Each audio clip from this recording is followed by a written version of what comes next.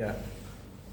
Assalamualaikum warahmatullahi wabarakatuh. Waalaikumsalam warahmatullahi wabarakatuh. Oke, jadi pada hari ini saya akan mempresentasikan mengenai kisah teladan. Jadi kisah teladan yang akan disampaikan hari ini ada dua. Yang pertama tentang Sayyidatuna Fatimah Az-Zahra, lalu yang kedua tentang Sayyidina Uwais Al-Qarni. Langsung saja kita mulai ke yang pertama, Sayyidatuna Fatimah Az-Zahra. Jadi seperti yang kita tahu, Sayyidatuna Fatimah ini adalah putri dari Nabi Muhammad Shallallahu Alaihi Wasallam. Nah, nama nasabnya Sayyidatuna Fatimah sendiri ini adalah Fatimah binti Muhammad bin Abdullah bin Abdul Muthalib, yang ibunya adalah Khadijah binti Khuwailid. Sebenarnya mengenai kelahiran Sayyidatuna Fatimah ini ulamanya ada beberapa kayak perbedaan gitu. Ada yang bilang kalau misalkan Sayyidatuna Fatimah ini lahir pada saat Nabi Muhammad berusia 41 tahun. Ada juga yang mengatakan bahwa ia lahir 5 tahun sebelum kenabian, yaitu saat Nabi Muhammad berusia 35 tahun.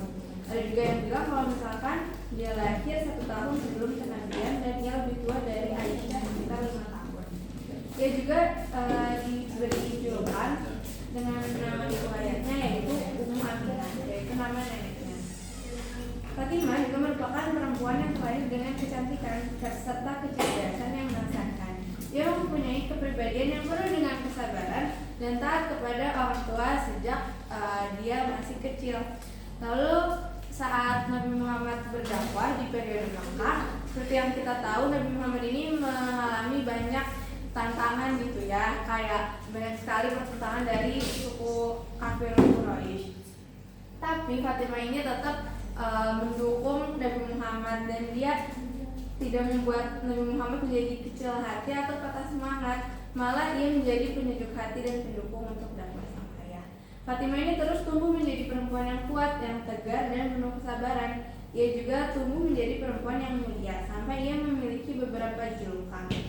Julukan yang utamanya yaitu Fatimah Az-Zuhra. Az-Zuhra ini artinya cemerlang. Lalu julukan lain ada Batul atau perawan, lalu ada Kanis atau terpelihara, Thahirah yang suci, Al-Imah atau ibu para imam, Sayyidah atau pemuka yang mulia, Nisa al-Alamin atau wanita sejagat, dan banyak lagi julukan yang lain yang tidak bisa disebutkan satu-satu.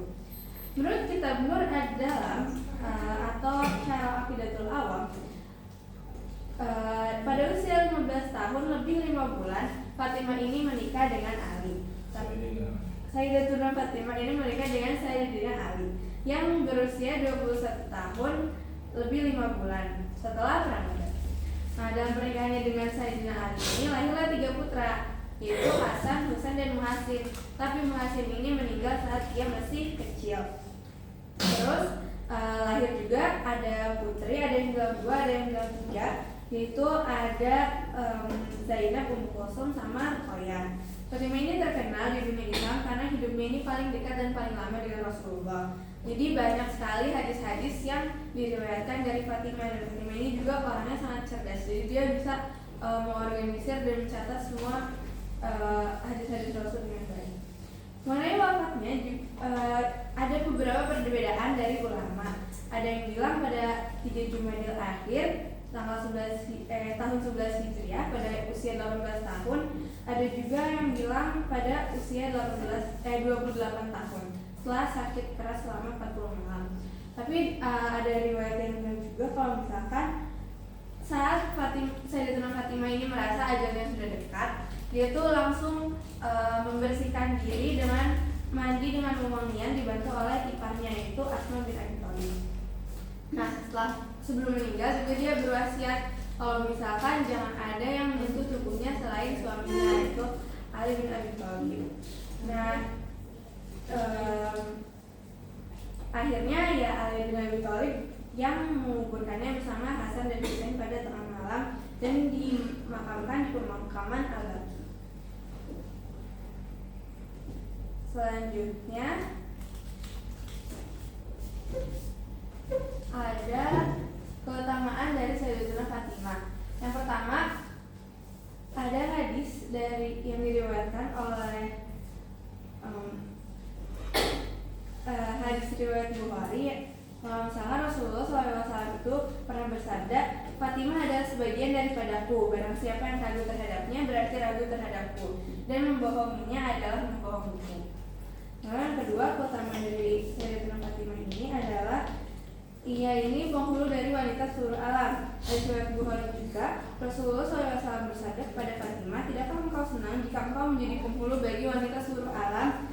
Nah, lalu yang selanjutnya ada menjadi wanita tertinggi. Rasulullah bersabda, wahai Fatimah, tidakkah anda puas menjadi sayyidah dari wanita atau menjadi wanita tertinggi dari semua wanita umat atau wanita mukmin?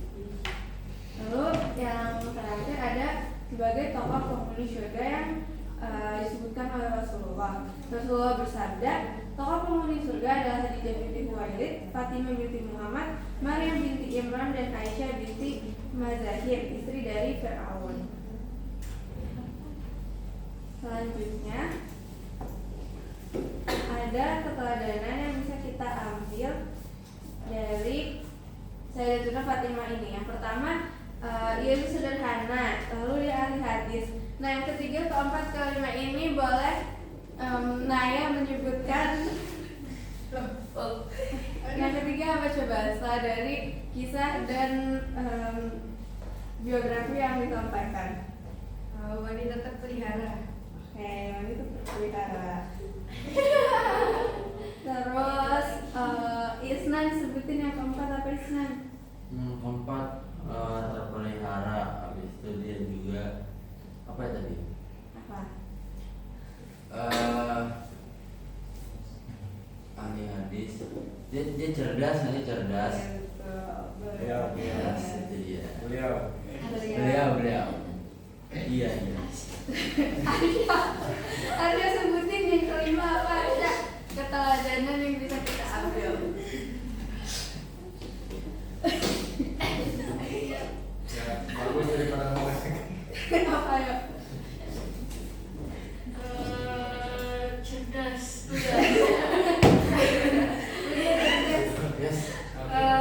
Ini apa? Tahu nggak sih yang low profile gitu? Oke.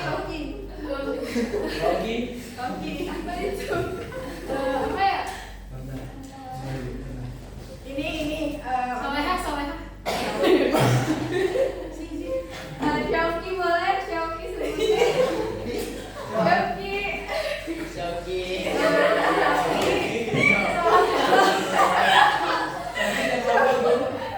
Ayo 3, 2, 1 kita bareng-bareng panggil Syauki ya.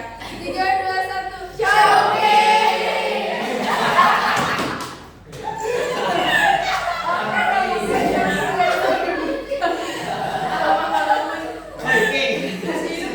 Oke. Ada kuliah lagi.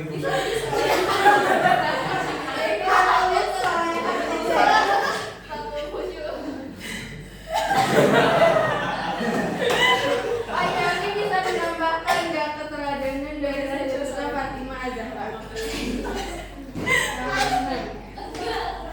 Bisa. Apa coba? Apa aja ya?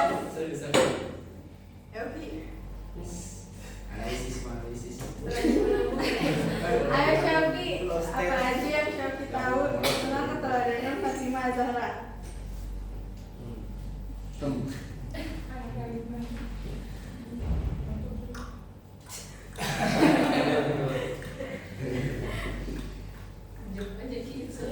apa aja boleh?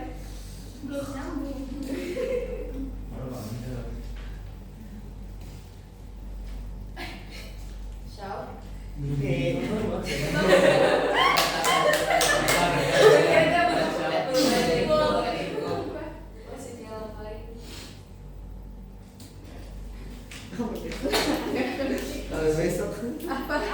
Bebas apa aja? Gak ada apa dari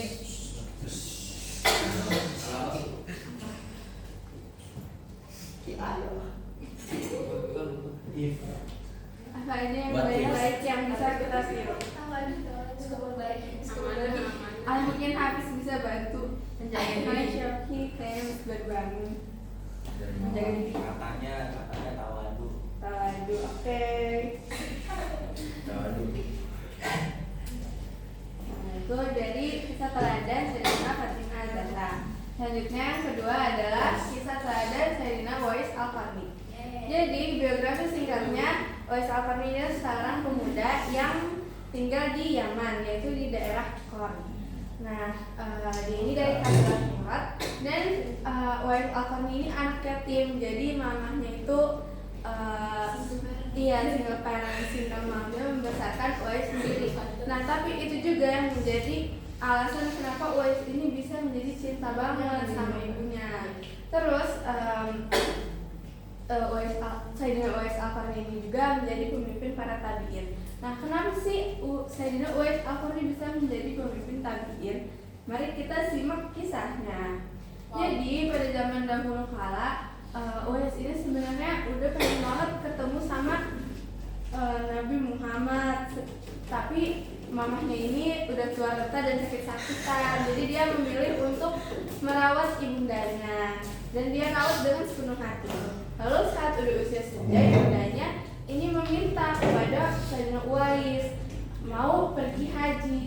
Nah, lalu Uwais membeli seekor lembu dan untuk berlatih Uwais ini jadi berniat untuk menggendong ibundanya dari Yaman sampai ke Mekah. Nah, untuk berlatih ia menggendong si anak lembunya ini bolak-balik naik gunung setiap hari selama 8 bulan.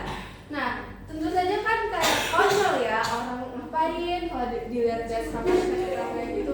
Kenapa nih Sayyidina Uwais ini tiap hari ngangkat-ngangkat lembu aja 8 bulan lagi. Jadi ya orang-orang tuh heran, tapi Uwais ini tetap teguh pendirian, dia tetap Sayyidina Uwais ini tetap teguh pendirian dan kuat lah gitu niat baiknya. Kecilan kawan. Nah, terus sampailah kepada waktu berhaji dan akhirnya Uwais ini beneran berhasil menggendong ibundanya sampai ke Mekah. Nah, bukan gendong deh. Di Mekah Itu kayak mamanya tuh digerakkan di belakangnya gitu. Kena radiasi. intinya Uwais ini menggendong Sayyidina Uwais menggendong ibundanya sampai ke Mekah dan Tahu nggak boleh ya. Nah, Sayyidina Uwais ini bertemu dengan Sayyidina Umar bin Khattab. Umar bin Khattab ini Sayyidina Umar bin Khattab ini langsung mengenali Uwais.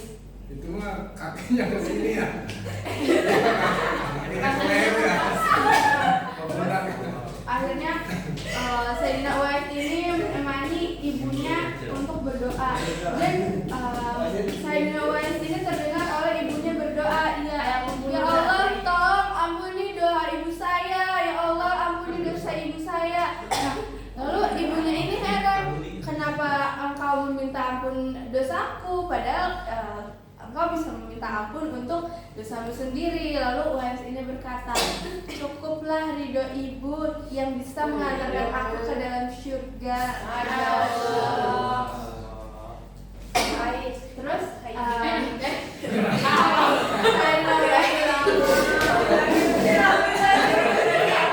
yang tadi bilang saat dia sampai di Mekah, dia bertemu dengan Sayyidina Umar bin Khattab. Sayyidina Umar bin Khattab ini sebelumnya sudah diberikan pesan oleh Nabi Muhammad SAW kalau misalkan nanti akan ada orang nih yang dulunya tuh pernah sakit, lalu dia tuh namanya Uwais Al-Qarni. Kalau dia datang mintalah doa kepadanya karena dia ini pemimpin para tabiin dan sudah sangat terkenal di langit di Twitter.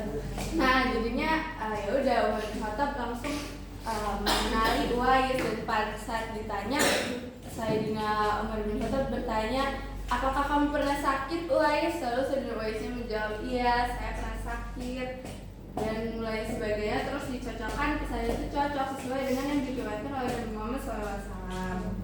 Nah, itulah kisah teladan dari Uwais Al-Qarni. Nah, tapi kita belum menyebutkan keteladanannya apa. Syauki. Assalamualaikum.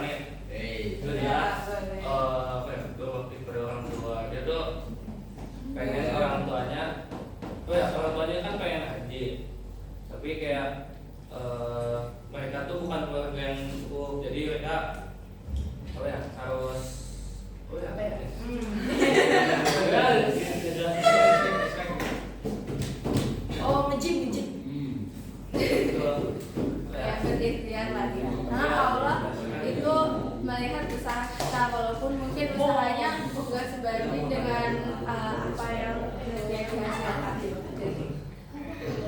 Ada lagi yang mau menyebutkan keteladanan Uwais Al-Qarni? Ayo Rafid boleh. Apa Rafid?